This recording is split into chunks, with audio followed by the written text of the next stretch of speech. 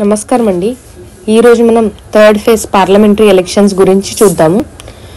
మొత్తం 543 పార్లమెంటరీ సీట్లలో 95 సీట్లకు థర్డ్ ఫేజ్లో కానున్నాయి. ఈ యొక్క థర్డ్ ఫేజ్ మే 7న జరగనున్నాయి.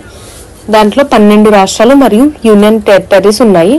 ఆ 12 రాష్ట్రాలు ఏంటో వాటికి ఎన్ని సీట్లు ఇప్పుడు చూద్దాము. అస్సాంలో 14 సీట్లు ఉండగా 4 చోట్ల జరుగుతున్నాయి.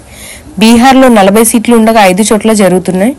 ఛత్తీస్గఢ్లో 14 సీట్లు ఉండగా 7 చోట్ల జరుగుతున్నాయి. గోవాలో 2 సీట్లు ఉండగా 2 చోట్ల జరుగుతున్నాయి. గుజరాత్లో 26 సీట్లు ఉండగా 1 చోట జరుగుతుంది.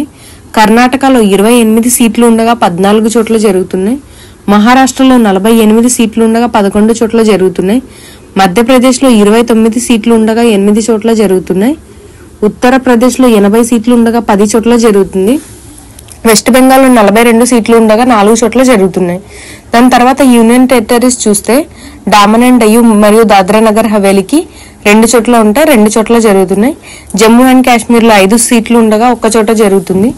అంటే మొత్తం కలిపి 95 సీట్లకు జరుగుతున్నాయి.